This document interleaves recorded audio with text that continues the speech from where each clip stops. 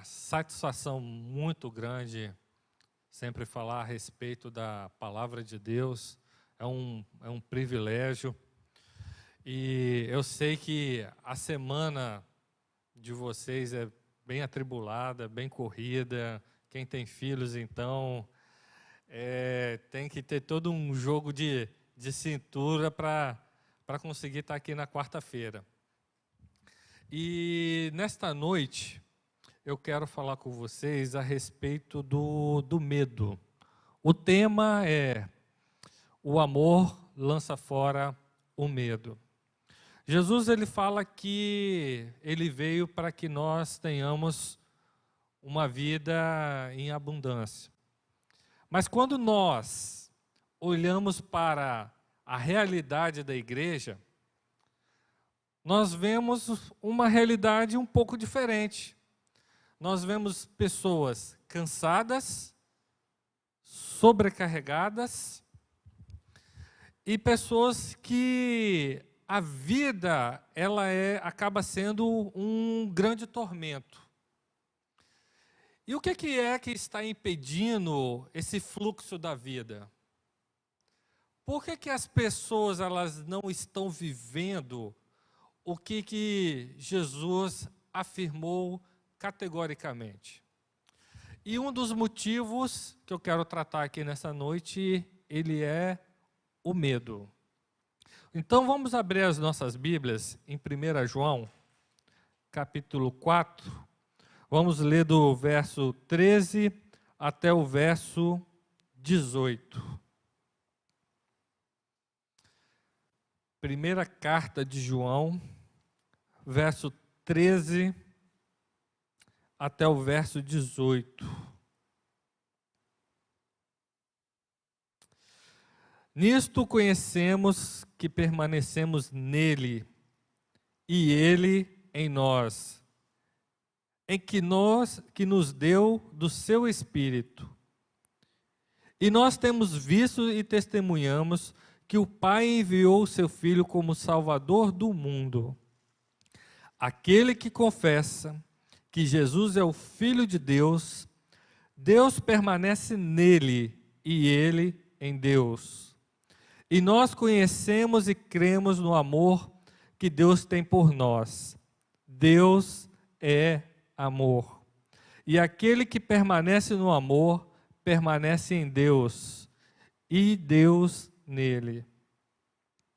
Nisto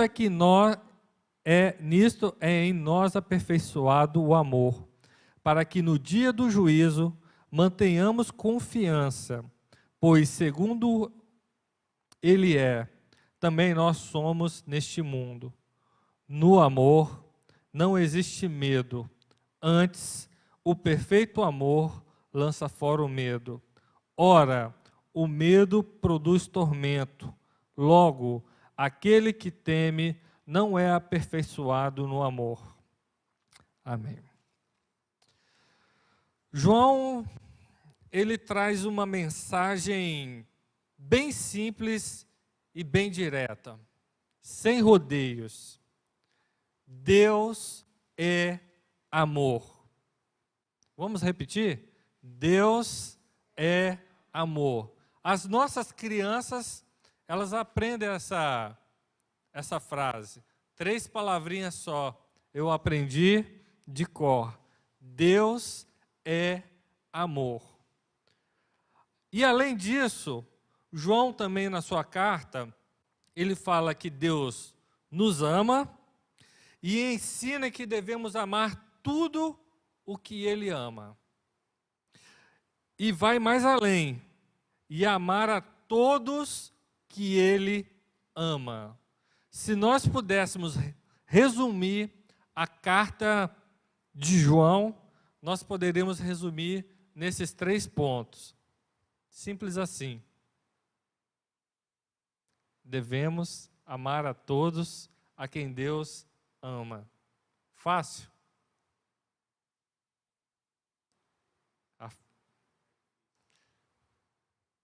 O texto é claro, ele é simples, ele é direto. Mas é fácil amar a todos? é da noite para o dia? Seria muito fácil para nós se Deus ele jogasse um pó mágico, ou se Deus, Wallace, a partir de agora você vai estar amando, aí o Wallace está doando a vida dele, mas não é assim. O que nós vemos na revelação de Deus, no decorrer da Bíblia Sagrada, é que Deus ele vai trabalhando a nossa consciência. Por exemplo, nós buscamos a presença de Deus. Buscamos a presença de Deus, mas Deus não está presente? Deus não está presente em todos os lugares? O que precisa mudar? A nossa consciência que Deus está presente. Então nós devemos buscar a vontade de Deus, tomar consciência daquilo que Deus é. Mas para falar de amor, e essa carta ela é recheada desse conteúdo de amor, eu tenho que falar sobre algo que pode nos dominar, que pode nos aprisionar, que é exatamente o medo. O medo é algo que pode paralisar a nossa vida. E qual é o seu medo? Qual é o seu medo? Existe um medo que é até uma arma de proteção, que nos dá limite. Por exemplo, eu posso ter medo de atravessar uma rua sem olhar para os dois lados. Esse medo é um medo que vai preservar a minha vida. Um outro medo que eu poderia citar aqui para vocês é o medo de andar em alta velocidade. Então, eu estou na estrada, eu tenho medo de andar mais de 140 por hora. Acima de 100 já é perigoso, né? Mas eu posso ter esse medo de andar acima de 140 por hora, porque pode acontecer alguma coisa e eu perder a minha vida. Então, existe um medo que é um freio para nós, que coloca limites em nossa vida. Porém, existem alguns medos que nos fazem mal, que paralisam a nossa vida. Qual que seria esse medo? Qual seria o medo seu que pode paralisar a sua vida? Certa vez, eu estava fazendo o trajeto, saí da Serra, estava vindo para Vitória. E eu passei por um caminho e, no momento, a estrada ela estava deserta. E 2 carros começaram a me fechar. Aí eles começaram a tentar me fazer reduzir a velocidade, e ali eu já comecei a ficar com medo. E eles tentaram me fechar, e até que eu consegui chegar em Laranjeiras. Por uma graça de Deus, eu consegui dar uma volta neles e consegui mudar o caminho. Eles acabaram seguindo por um outro caminho. Aí eles não davam mais tempo de me seguir. Mas aquela situação que aconteceu comigo me deu muito medo. Porque depois eu tinha medo de entrar dentro do carro. Eu olhava para todos os lados. Quando eu estava dirigindo, eu ficava olhando se tinha alguém me seguindo. E eu me lembro que um dos carros era um Uno cinza, escuro. E, gente, quando eu passava, uma vez eu me lembro que eu estava caminhando na orla, e quando eu passei perto de um Uno cinza, assim, escuro, olha, eu gelei todinho. E eu fiquei olhando assim se tinha alguém no quiosque. É um medo que pode acontecer na sua vida. Às vezes você não tem medo, não tem nenhum tipo de medo, E às vezes um medo atravessa, te agarra pelo colarinho e te prende. Existem vários medos que podem nos causar pavor, que podem nos causar, nos paralisar. E eu tenho outros medos também. Por exemplo, eu tenho medo de perder os meus filhos. Eu tenho medo de estar num shopping e, de repente, eu perder o meu filho, minha filha, e não conseguir encontrá-los. Isso é uma coisa que me assombra. Eu fico assim, 100%, eu não descanso. E tem hora que a gente precisa relaxar, a gente precisa confiar em outras pessoas para tomarem conta dos nossos filhos. É um medo que eu tenho. Eu também já tive muito medo de Deus.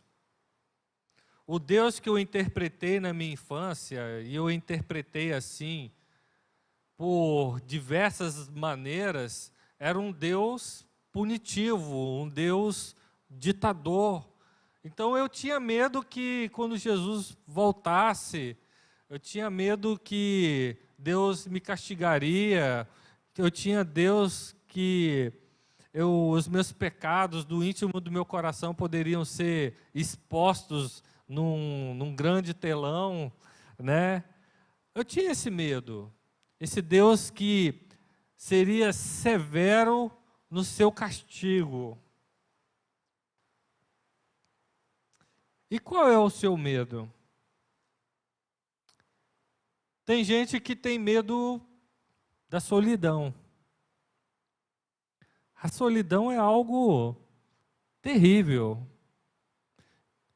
Quem nunca passou por um momento de solidão? E é aquela solidão que às vezes você está rodeado de pessoas, mas você se sente só. Solidão. Tem gente que tem medo de casar. Tem gente que tem medo de constituir uma família. Tem medo das responsabilidades que vêm com o matrimônio. Tem gente que tem medo da vida. Tem gente que tem medo de morrer, medo de amar. Já sofreu tantas decepções amorosas que chega um momento, tem medo de se entregar novamente por um novo amor. Tem gente que tem medo de perder o emprego, medo de ficar pobre e por isso trabalha para acumular, porque não quer ficar pobre. Tem gente que tem medo de confessar que tem medo. Tem outras pessoas que têm medo da traição do cônjuge. E por isso vive numa neurose de desconfiança, olha o celular, coloca GPS, coloca detetive, reina a desconfiança, tem medo, insegurança. Tem gente que tem medo de não dar conta da vida.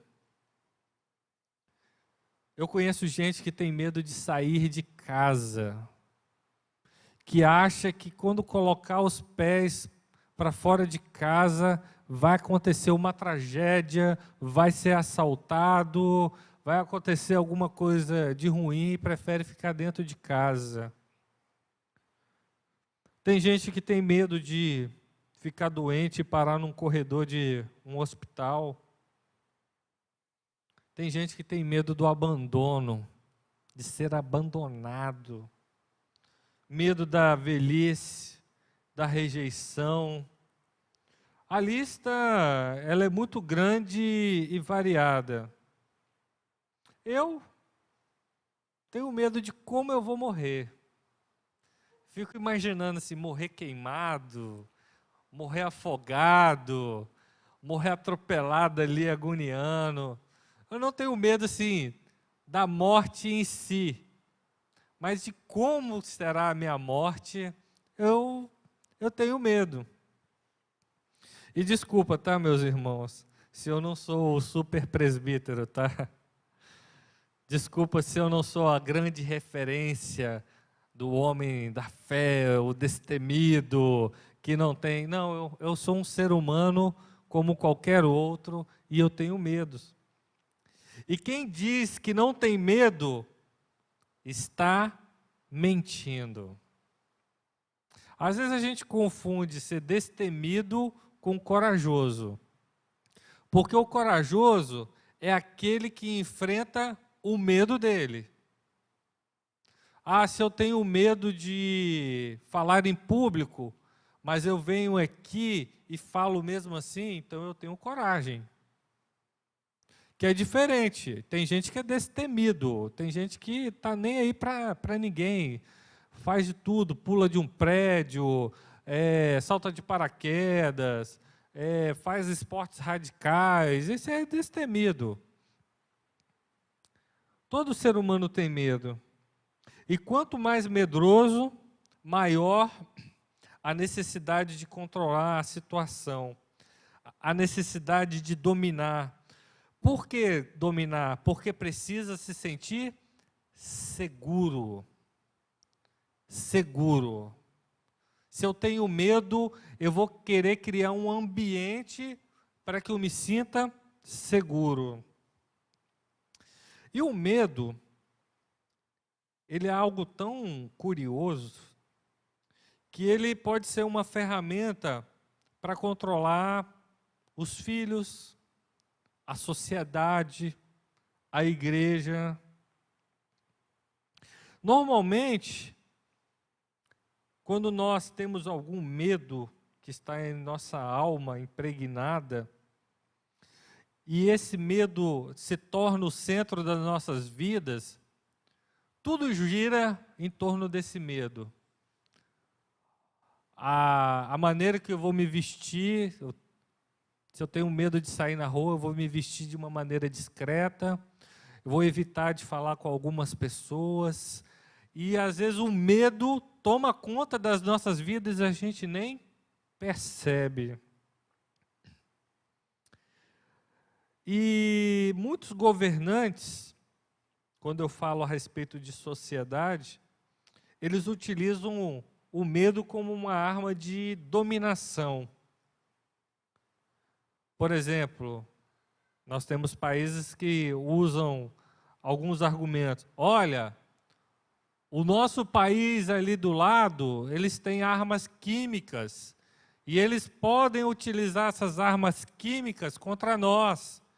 Então nós vamos aumentar os impostos para nós nos protegermos melhor.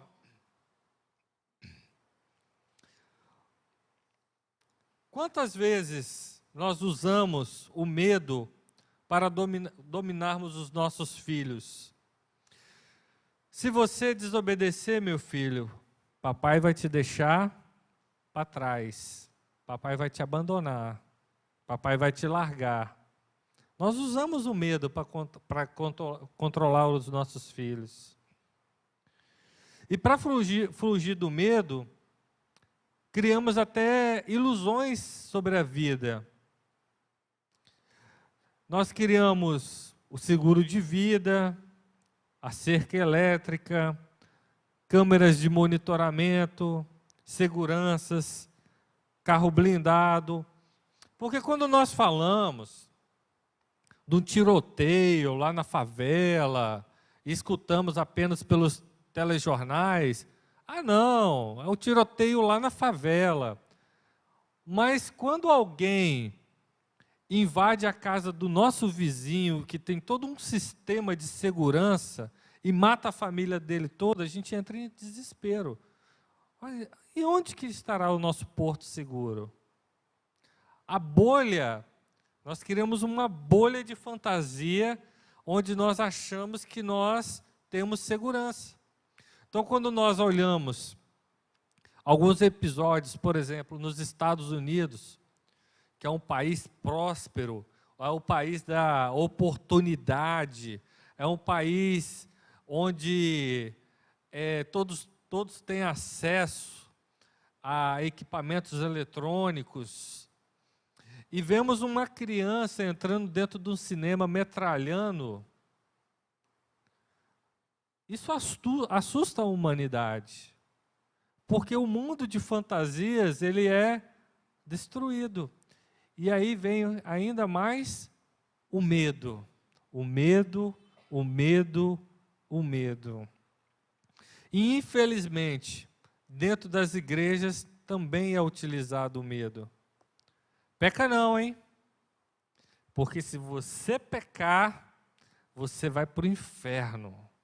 Você vai queimar no caldeirão, enxofre eterno, chibatada eterna.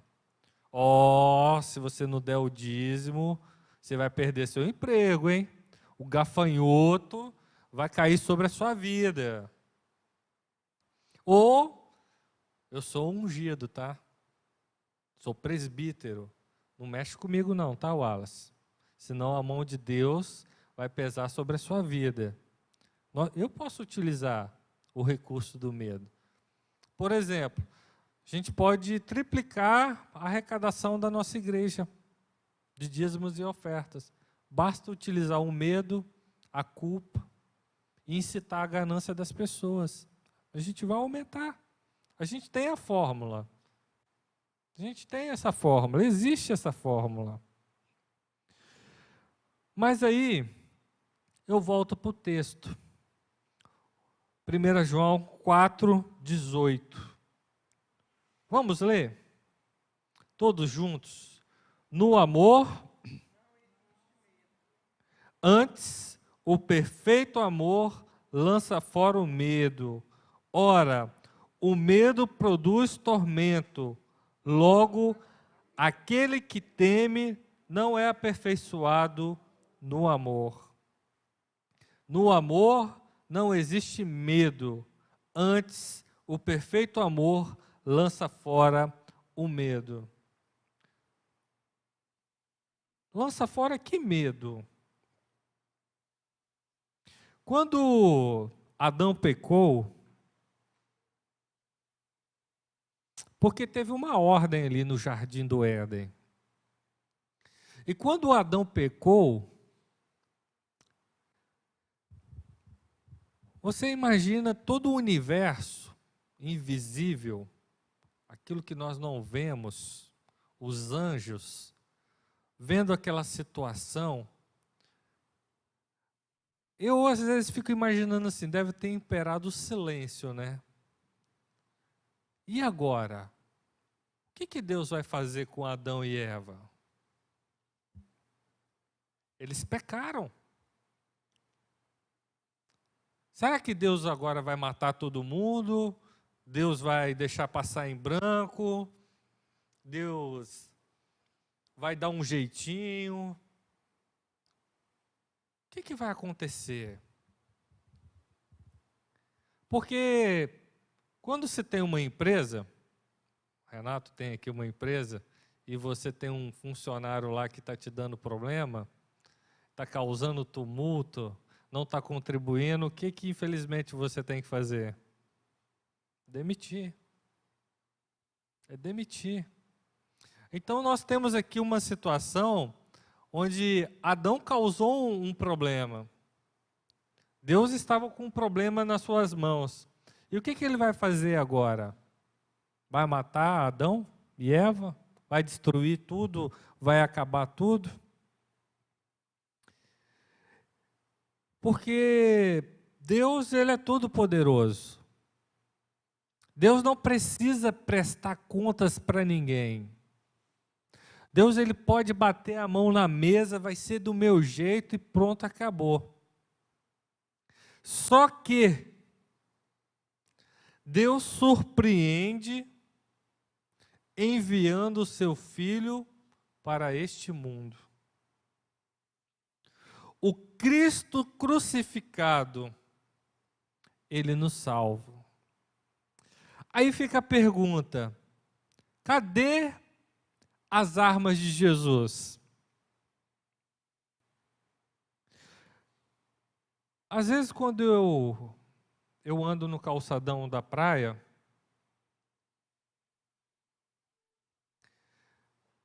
e lá tem aqueles postes bem altos. Não sei se vocês já pararam, às vezes eu fico viajando, né? Estou lá caminhando, aí eu olho aquele poste assim alto, eu fico assim, imaginando o que seria a cruz. O que seria um ser humano pendurado naquele poste ali. Aí Jesus, ele estava ali com as partes íntimas expostas, ferido. Tinha gente que embaixo que estava chorando, outros estavam zombando, e ele sem reagir. Aí eu fico imaginando assim a cabeça dos discípulos, porque os discípulos, eles tinham a expectativa que Jesus iria restaurar o reino. E o que os discípulos viram? O Jesus milagreiro, o Jesus que multiplicava pães, o Jesus que, com a palavra, ele acalmou o mar, o Jesus que falou, pesca aqui não, pesca desse lado aqui. E eles criaram uma expectativa nesse poder de Jesus. E de repente, Jesus estava ali, pendurado no madeiro, estava exposto. Jesus, ele poderia, na base do medo e utilizando o seu poder para controlar as pessoas. Mas Jesus, ele não fez isso. E quando ele ressuscitou, ele poderia ter simplesmente ter se vingado de todos os que tinham feito algum tipo de maldade contra ele. Mas não. Jesus voltou para continuar batendo na mesma tecla. Eu vim para que vocês tenham vida. Quando a gente olha para o cenário político mundial, aqueles homens, eles disputam até a forma de cumprimentar. Um dia desse eu estava vendo uma reportagem de cumprimentos. O cumprimento de quem é dominante não pode ser com a mão para baixo. Se a pessoa cumprimentar desse jeito, tem que dar o tapa assim. Eles são todos preparados, até a forma de se cumprimentar. Eu falei assim, umas coisas de menino, né? Umas coisas de menino. Tudo para demonstrar poder e para demonstrar autoridade. E Jesus, quando ele foi levado diante de Pilatos, ele poderia ter aterrorizado Pilatos. Ele poderia, transformou em pó. Por favor, alguém poderia tirar esse pó aqui do chão? A gente está falando de um Jesus que tinha toda a autoridade e poder para fazer o que ele quisesse. E ele se sacrificou, tudo isso em prol das nossas vidas. Jesus, ele se sacrificou para nos salvar. E às vezes, nós temos um grande problema. Porque nós batemos no peito que somos a igreja da verdade. Nós temos a teologia correta. Nós somos presbiterianos. Nós temos os reformadores. A nossa teologia é certa. Mas se nós tivéssemos apenas um Deus que tivesse a verdade e fosse justo, talvez nós teríamos um Deus frio, calculista. Errou, cadeia. E tem uma outra turma que bate no peito e fala: não, aqui é a igreja do poder, é aqui que acontece milagre, é aqui que demônio é expulso, é aqui que paralítico anda, aqui é a igreja do poder. Mas se nós resumíssemos o nosso Deus em apenas um Deus poderoso, nós poderíamos ter um tirano. Eu vou governar na base do poder. Mas, quando nós olhamos para a cruz, nós vemos um Deus pendurado na cruz, exposto, que não estava reagindo o tamanho da maldade que o ser humano estava aplicando sobre ele. Que Deus é esse? O que estava sendo manifestado ali naquele momento? Quem foi para a cruz foi o Deus de amor, desarmado, pronto para amar e continuar amando. Lá na cruz, nós vimos o que é mais forte é o amor de Deus. Eu aprendi algo que eu achei muito interessante. Qualquer texto da Bíblia que você ficar em dúvida, você pegou um texto lá do Velho Testamento, Davi falando: Senhor, esmaga a cabeça dos meus inimigos. Aí você pega esse texto e traz para o Novo Testamento e coloca sobre a vida de Jesus. Vocês conseguem ver Jesus esmagando a cabeça de algum inimigo? O que Jesus ensina a respeito dos inimigos? Orar por eles, façam bem para eles. Toda vez que vocês tiverem dúvida no texto, pega esse texto e encaixa na pessoa de Jesus. Quando os discípulos falam: Senhor, desce fogo aqui do céu, acaba com todo mundo. Jesus fez isso? A gente está falando de que Deus? É o Deus do amor. Nós não estamos falando de um Deus banana, de um Deus bonachão. Nós temos um Deus justo. Nós temos um Deus justo. Mas que ele assume a responsabilidade do pecado e ele vai para a cruz. Ele vai para a cruz, pagar pelos nossos pecados. Ele não deixa passar nada. Ele aplica a justiça sobre ele mesmo. Jesus, ele nos salvou através do poder do amor. E à medida que nós tomamos consciência que estamos nas mãos deste Deus todo amoroso, com o tempo nós vamos perdendo o medo. Aquele medo que eu tinha lá na minha infância, do Deus ditador, do Deus punitivo, do Deus que voltaria e que iria separar as pessoas, bons para cá, maus para lá.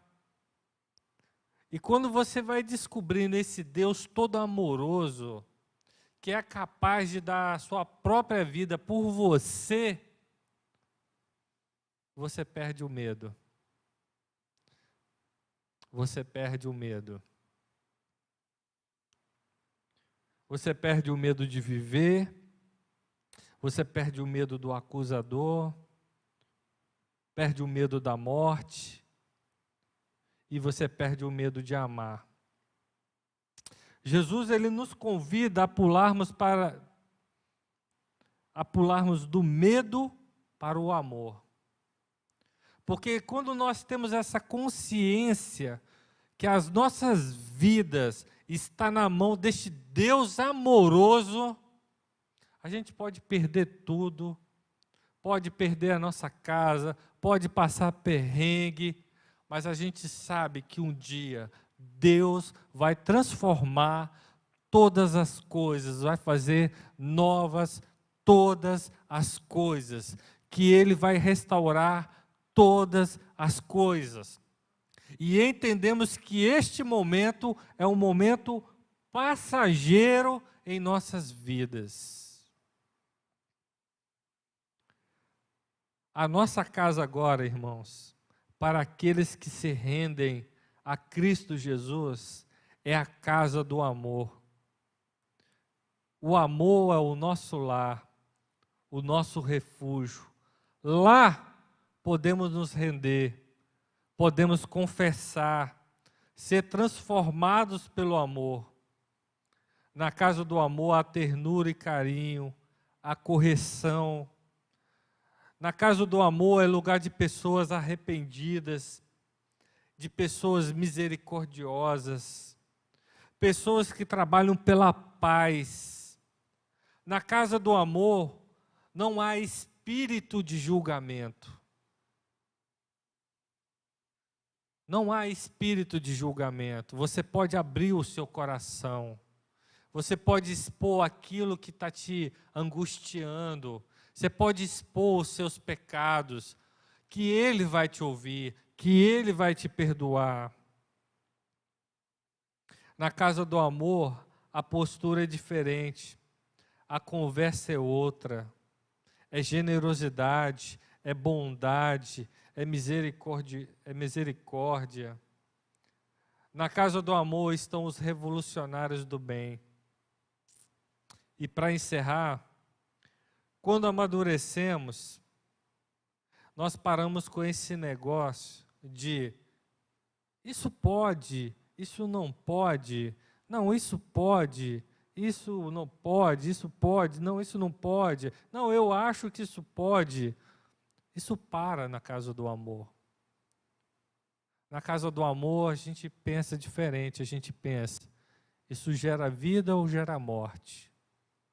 Valão a céu aberto, gera vida ou gera morte? Meninos abandonados na rua, isso gera vida ou gera morte?